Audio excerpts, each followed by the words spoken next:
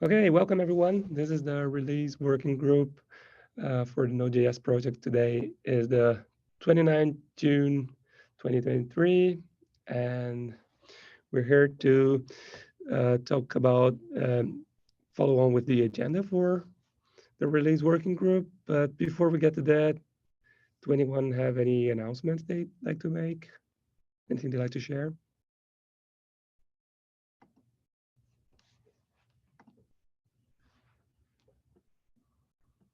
If not, let me make sure I'm copy and pasting here the minutes so that you can now follow up, Richard Juan, pasting here in chat. So we do have a brief agenda here, other than the releases I'd like to discuss. So let me get started with this first one here with this. I was asking the question about the session on the Collaborator Summit. There is another Node.js Collaborator Summit coming up in Spain in September 18. And question is, do we want to have a session there, right? I know last time in Vancouver, I was expecting to have more of kind of a regular working group meeting there, and kind of didn't work out the way that I planned since I was the only releaser there, present there in the conference. So I would like a little bit more planning this time. So I would like to add this to the agenda so that we can start discussing it. And yeah, because maybe we also want to do a different type of session, maybe more of a presenting, trying to get people engaged, excited about the working on the releases. So what do you think, Richard? I know you left a comment there. Well, I'm not going to be attending in person. I'm just to be honest, I'm unlikely to attend any of the conferences in person due to travel issues. But yeah, I don't know. I guess it depends on if you get enough people, other people that are intending to go. I saw Michael Zasser also said he wouldn't be attending in person, but if there was any remote facilities, we could probably attend. Although I think there was some discussion that the previous thing, the remote stuff was one way only, so it's not really conducive to. Yeah. So yeah, I think I commented that in the issue. So yeah, unfortunately, well, I mean, I think for some of the sessions there, it's better, but for some other ones where we just want to be able to collaborate with the remote folks, it was less friendly, right? Like because they set up a streaming, and so they kind of wanted it one way. Like it was hard to get the two-way. Maybe that's something we can also work on. Like just ask for them, like to figure out that setup so that we can have the remote people participating, right? Like as much as the people that are there in person. But yeah, I suppose the other question is, what do we want to use? If we had a session, what do we want to use it for? yeah. So I don't know if you had ideas or whether this was just a sort of more sort of call for ideas kind of thing where, Maybe you can share your thoughts on this too. But I'm getting the impression that we start to get, we need to start getting more people excited about joining. Like I feel like we're probably on the verge of another kind of turnover in the group. Like, and it's normal, right? Like, and due to various factors, right? Like life happens, and I think it would be good. So with that in mind, I think it would be good to have kind of a session trying to bring more people in on board, right? So that's kind of like one of the things I had in mind. Yeah.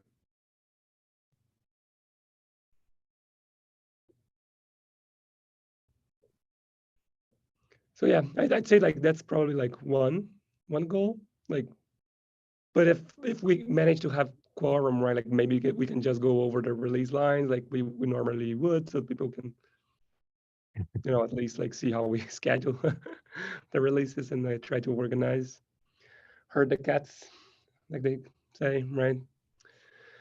I Yeah. would like to discuss a little bit more about LTS, all the ESM worker thing that happened. It didn't break Noters, but the rest of the competition did. There's no APM working right now, except for Solid, which is really sad because it's an LTS release. You don't expect that to break in any moment, I'll let you talk about that a bit more. What about, do we actually release or not, at least on an LTS release? I mean, that can be a session on its own. I don't think it needs to go in the release working group session. That can be a because I know that's a big it was a big discussion going on, and maybe the timing is good. Well, good enough that it might make sense to have that discussion there if we have. Well, it will be what, a month before Node 20 actually becomes LTS. So it will be an LTS release, but it's not LTS at the moment. Right. It's probably too late to make changes in September if those changes aren't already, there or being PR'd in. I mean, a month doesn't sound like a lot of time to address any actual issues that are not already in on the way, in progress to being resolved. I admit that I don't probably understand the problem enough to be able to tell whether there's discussions about having a proper way of doing the things that are currently broken, but I don't know how far along that is and whether that's likely to be fixed in 20. Because I can see huge resistance from the loaders group reverting the offloading thread PR. I mean, that is the worst case. I think the problem with that is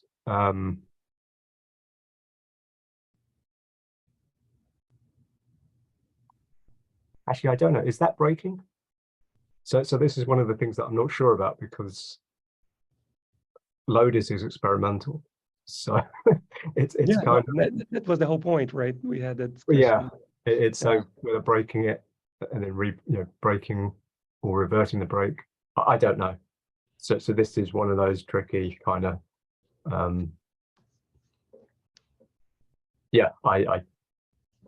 I think we need to continue the discussion. We'll try and get that discussion continuing, and not in a sort of echo chamber. Yes, there's a problem, but what is the solution, and are we on track to delivering a solution, or do we actually have to make a very tricky call about reverting a PR that took months and months for to actually land? That is a sort of default position we've had in the past for breakages in release lines. I guess the tricky bit there is there will equally be an argument that it's an experimental feature, but equally, I think there is there's a significant portion of the ecosystem that are affected by it. So yeah, no, and good correction, Richard. Like Node 20 still not out yet. We still have a little bit of time, but yeah, I just think it's a conversation that kind of cuts through different working groups, right? Especially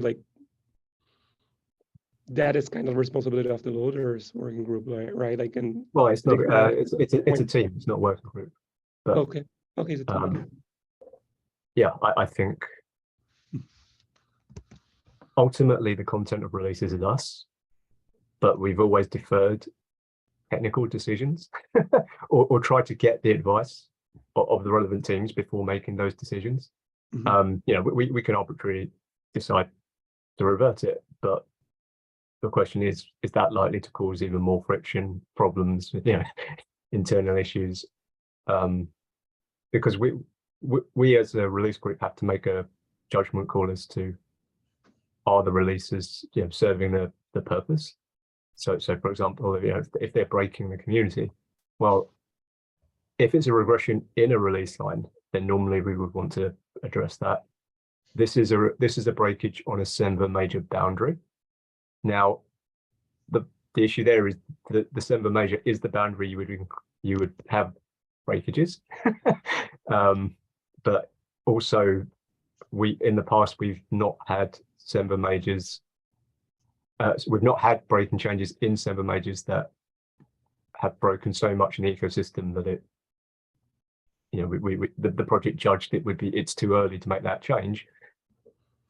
And then you've got the complication here that it's in a thing that's declared experimental, and experimental specifically says you may get broken.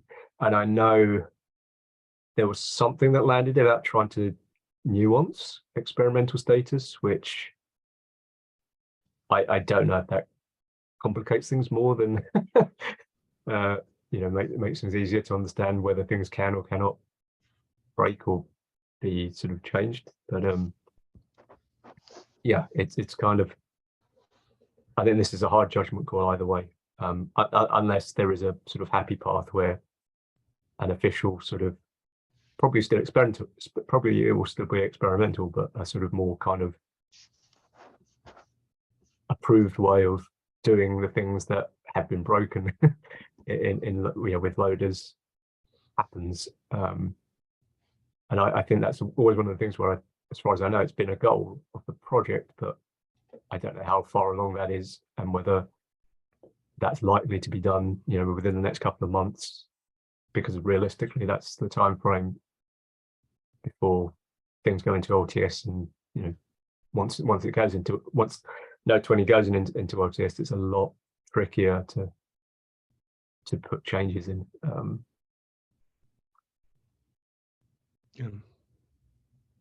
No, yeah, and thanks Juan for bringing that up. I do know I had this issue here that we were discussing in one of the TSC meetings, and yeah, I also, as a follow-up there, I kind of wanted to put this in the agenda. Ended up not being get by the automation, so ended up not in the agenda, but it was one of the things we kind of wanted to talk about. But more on the, this was a more high-level discussion, like yeah. And I think part of that issue, which has been a long-standing issue or problem that we've had with releases, is most people I've spoken to that have cut the Semver major release of Node would prefer that the features go into the main branch for at least a month before we do the release, preferably even earlier than that. But we always seem to end up pushing things in 2 weeks before, 1 week before the release goes out, which means there's very little testing of that out in the wild. And yeah, I don't know what the solution there is, because we've tried, I think Raphael this time around tried to be a bit more strict as to when things were allowed to land, but we've always run into people trying to shoehorn things into the Semver major release at the last moment, which means that we possibly haven't fully had time to appreciate what has actually changed and the knock-on effects. Another part of that issue, which I don't know what the answer to, is there's a lot going on in Node. I mean, Node is a huge project, and being able to work out who needs to be informed of what changes or who is going to be impacted by certain changes, I don't think it's an easy thing to determine. It's like, oh yeah, person X may be interested in certain things, but person Y may not be. And again, this comes back to other discussions about things like what's a notable change in the change log. Something that's notable to one person may not be notable to somebody else. And even the things we put in notable changes, it's like, well, it's notable, but then how much detail have we got access to that we can put in the release notes as releases versus the what are our users actually going to run into when they try something and it doesn't work, and it was actually called out in the release notes, but it wasn't obvious to them that this thing in the release notes was the thing that broke them, or caused them break. There's always things we could possibly get better at, but I think a lot of it is, I don't think there's an ideal answer to some of the questions that come out of these things. So fundamentally, I think we do expect, it's not unexpected that a Semver major may have breakage. The question is whether that breakage is intentional, and if it is intentional, whether that's proportionate to whoever's being broken. Because if we say Semver majors don't have breaking changes, then what's the point of a Semver major? You never have a Semver major. You continue forever with minor releases and patches. So there is I think majors will have breaking changes in, and the question then is, well, who is going to be affected by those changes? Now, some of the changes are larger than others, and that I think is an area there where the release team needs help. I would suspect that the larger the change that is being dumped into Semver major, the more risk it will be, but it's hard to gauge that just reading sort of the code and the sort of PRs. And while we have Citgem, it's not a panacea. So Citgem will not tell you there are no problems. Citgem will tell you if there is a problem it detects, but just because it doesn't detect a problem doesn't mean that there isn't going to be a problem in the ecosystem.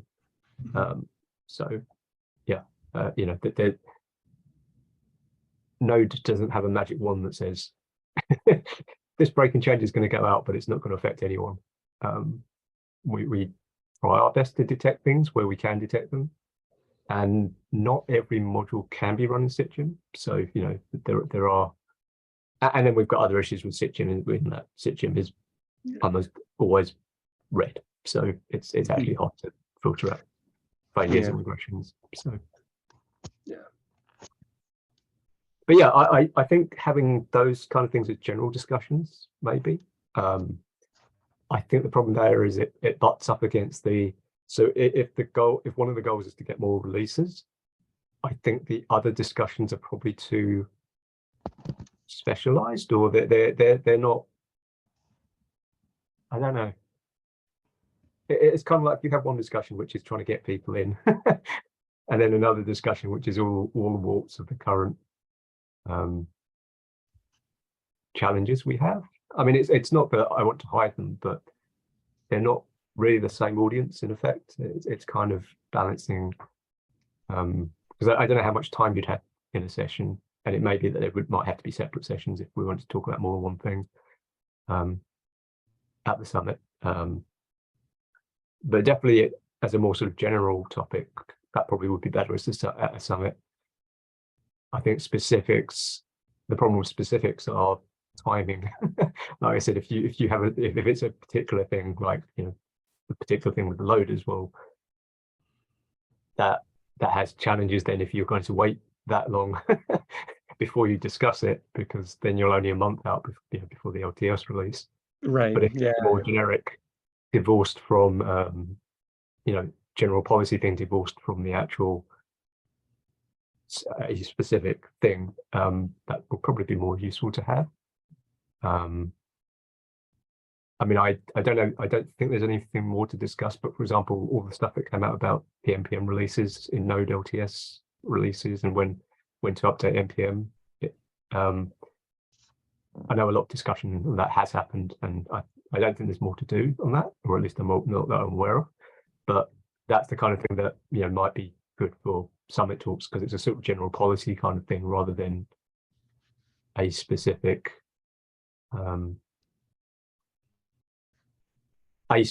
thing for a specific release line, but a sort of more general sort of policy discussion probably would make sense for summit, especially then if you can pull other people in outside the working group.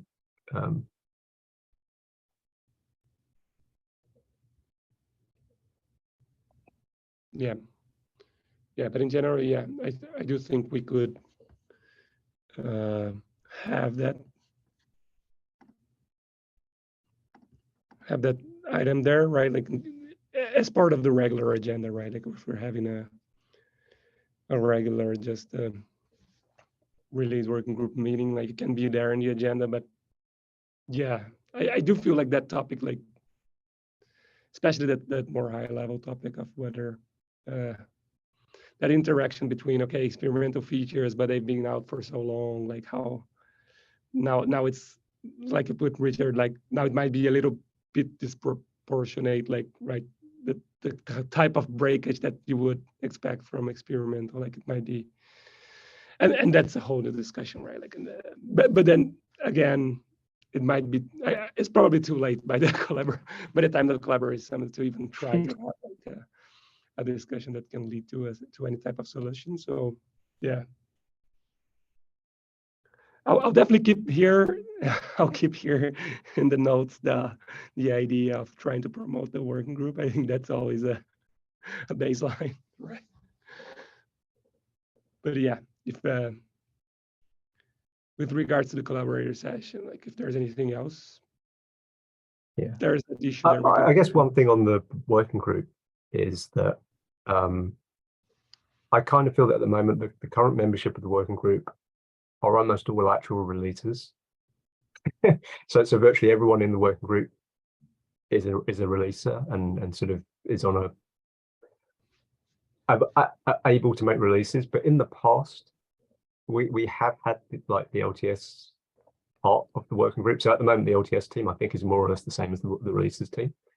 Mm-hmm. But I think in the past we haven't discouraged people from joining the working group, even if they're not actually doing releases. You know, if they want to discuss release strategy or you know, that sort of thing, I wouldn't be opposed to having more people turn up to these meetings to that are interested in the things being discussed,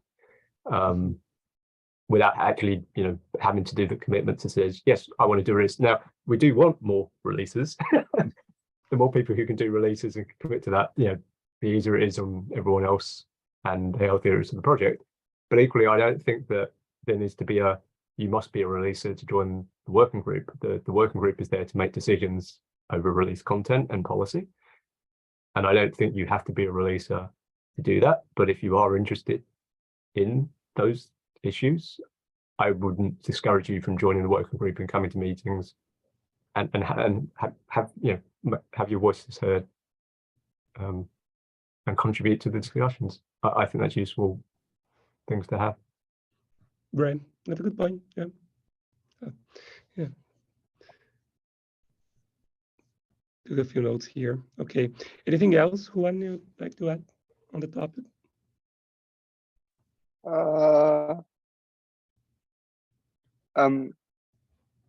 I have some opinions from some coworkers, but I'm really glad you're bringing up the possibility of maybe them joining. Actually, they have more complaints that I actually do, so I'm gonna talk to them and maybe see we have a plan or something that we can maybe help. I see.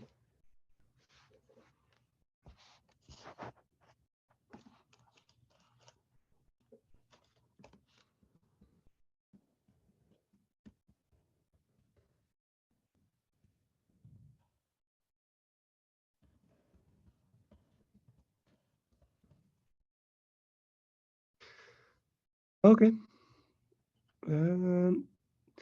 So let's move on here. And the next item I had was we had this small Slack notification this morning, and I just wanted to bubble up here in the meeting, and we can start thinking about it, right? But basically, who is going to be working in the next major release?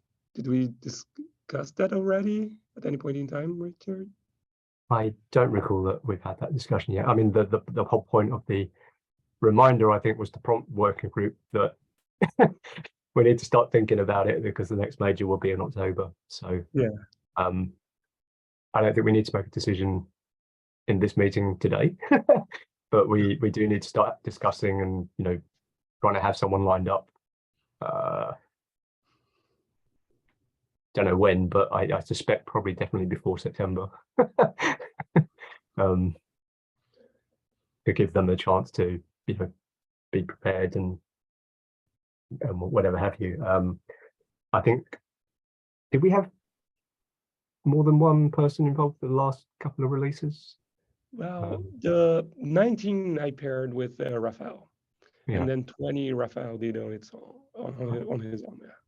So yeah, I mean, let's, yeah. Now we've had the problem, let's continue discussions, maybe either in Slack or on an issue in GitHub, and we'll see what people's availability are, or you know, Yeah. Yeah. So yeah. Anyways, for now, it's just kind of, I wanted to bubble up that quick reminder, but no, I think that's good, and that was the reason we had the reminder in there, so that we as a group are now, you know, we've now been reminded. yes. So we now need to try and work out how, you know, who it will be. Cool. Okay. Anything else I might be forgetting here before we jump into the release lines schedule?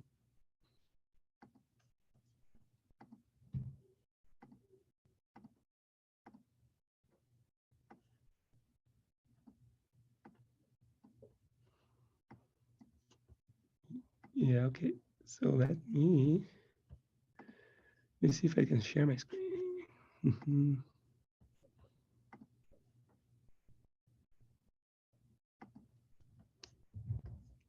Can you see? Can you all see my screen here? My browser tab, I guess. Yeah. Cool. Okay, so let me jump to 20.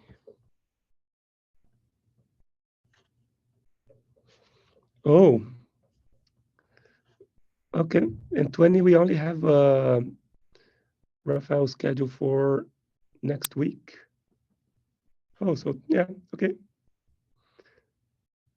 Then there is definitely room for more people. If anyone wants to work on a current release on July, in the month of July.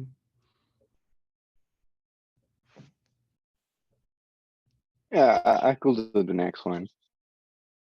Sure. Do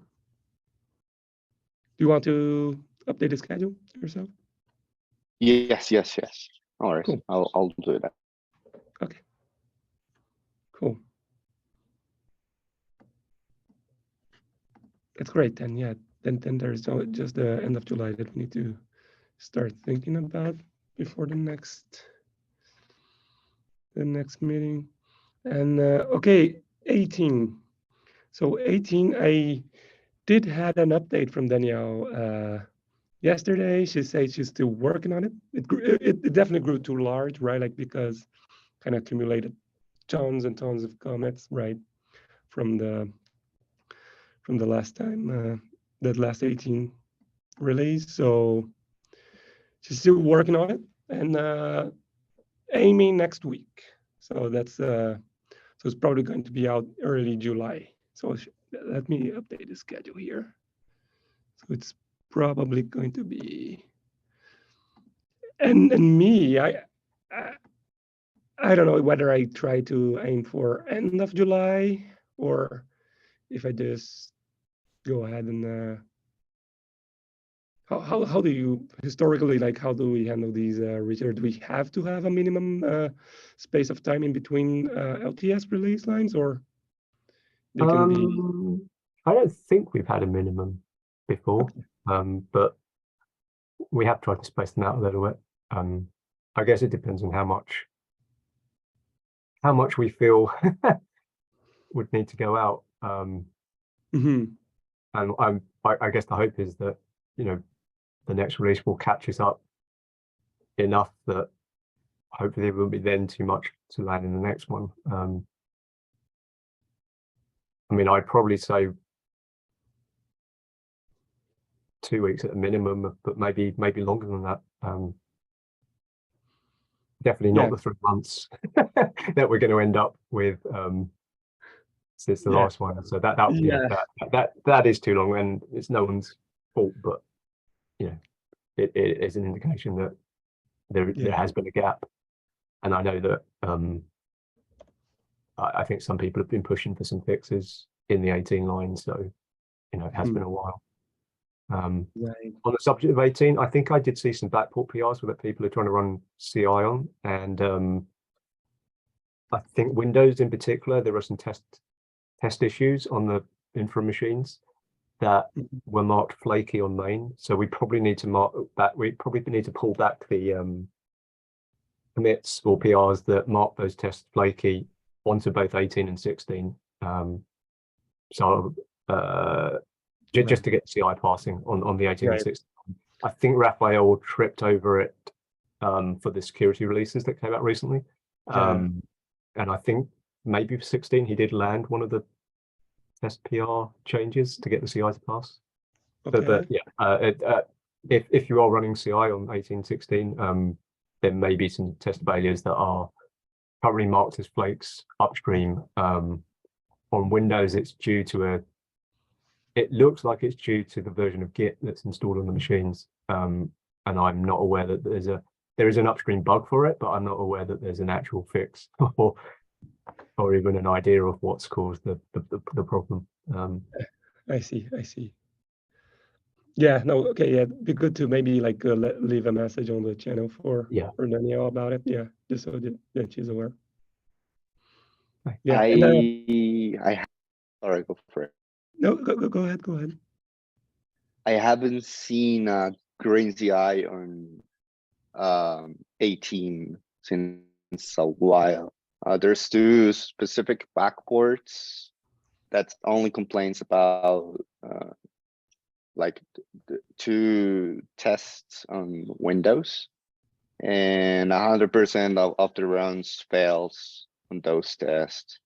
So not really sure if there's something wrong with infra for H, but we never get a green CI. The Windows machines updated the version of Git on them, and that has caused a problem with some of the tests, 2 of the tests at least. So on main, those tests have been marked as flaky, and I think we can pull those commits back to the earlier release lines just to mark those tests as flaky to let the CI pass through.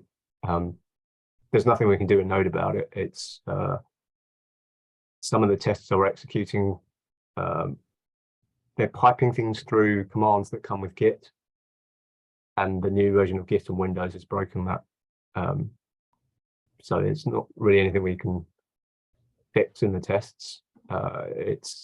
So for the moment, for main, we've marked those 2 tests as flaky, but obviously the earlier release lines don't have that commit at the moment, so we should probably pull those back into the staging branches so that the CIs can at least pass if those are the only failures. So at the moment, without those things backported, there's nothing you can do to get the CIs to pass. All right. It's good to know that somebody else is making breaking changes on releases too. Well, it's not a breaking change in the release. It's the machines have updated their version of Git, and the new version of Git has broken a test or 2 tests in Node to do with piping things between commands and Node itself. So it's trying to test some sort of interoperability between Node and something outside of Node, and it's the thing outside of Node that's changed, that's broken the tests. So okay, good to know.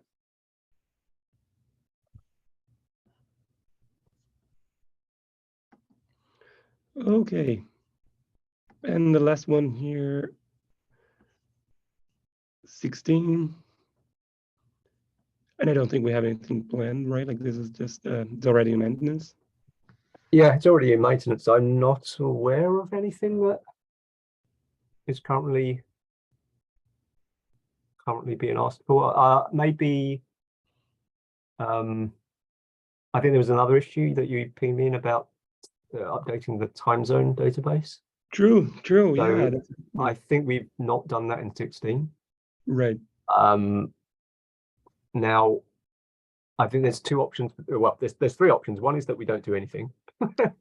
One of the options is that we,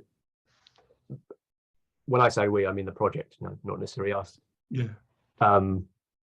Manually update the time zone database in whatever version of ICU is in Node 16. I think it's 71, but that's from memory. It might be earlier. The third option is to update ICU. I'm very hesitant to update ICU in Node 16 because Node 16 is in maintenance. ICU updates do change the formatting of locale-specific strings, and ICU do not consider that as a break-in change because ICU considers that locale formatting is human readable, not machine parsable. But we've seen a lot of people complain when the format of a message changes because they have like snapshot tests or other tests that will break when the locale information changes. Equally, we have had people raise issues saying, hey, this locale is incorrect and produces the wrong output if you're in this locale and you print this string. So the solution to that is to upgrade ICU, but updating ICU is obviously then going to bring other locale changes that other people claim are breaking, but ICU don't see them as breaking. But I think at least one of them, like there was a non-breaking space change. So one of the ICU changes changed like a space character in messages to a non-breaking space character, and V8 actually patched around that. So even though ICU updated, V8 actually put a patch in to revert the behavior back to how it was before. So at least for that particular issue, if we had that V8 backport, that we wouldn't hit the non-breaking space issue. But I'm still a bit concerned that there may be other locale changes. If we drop that into the 16 maintenance, that may be disruptive. It may not be. So I'm a bit on the fence about updating ICU. If we updated ICU in Node 16, that would automatically get us to the latest time zone database. So our options are either update ICU, just update the time zone information, but that requires a manual PR to sort of pull the time zone database apart from ICU and repackage the ICU data file, for which there is a contributing doc or a maintaining doc that had to do that, but it requires someone to do that and open a PR. Or, we just leave it as is on 16. I don't know if that's wise, but yeah, I mean, that's what we are with 16. So I think that's the only thing I know of that we potentially have for 16. So we have done the Sierras and OpenSSL updates in the recent security release that went out. So we don't have any pending dependency updates. So yeah, it will be either things that people want backported that are, I guess, critical fixes, rather than the sort of features. And yeah, the things like the time zone database, it's kind of I sort of class it as a dependency update, but it's one of those things where we either have to update the whole dependency or part of the dependency as a sort of.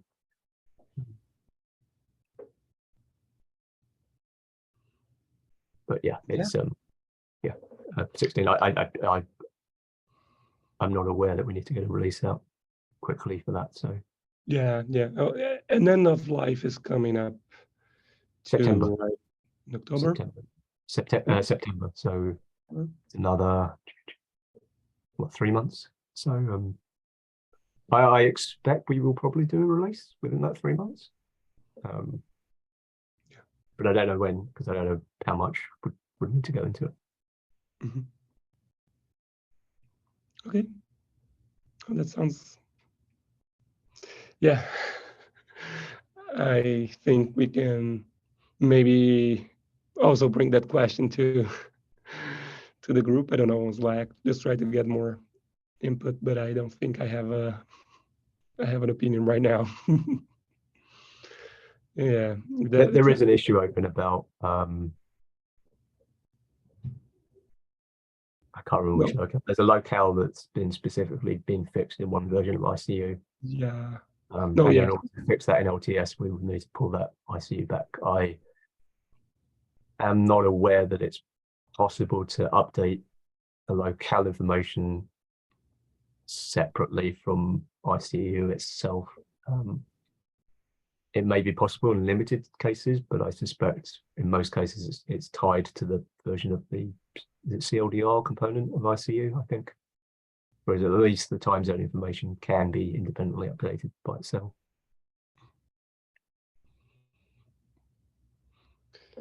Okay.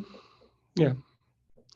So anything else we'd like to talk about before we wrap up here?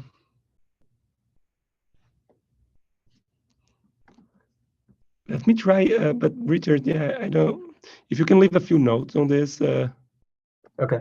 On this conversation in the minutes about Sure. particularly the whole ICU update, yeah, for 16, that'd be good. And yeah. So otherwise, I think that's that's gonna be it for today. So yeah, thank you all, and see you next time. Thanks. Bye. Bye. Bye everyone.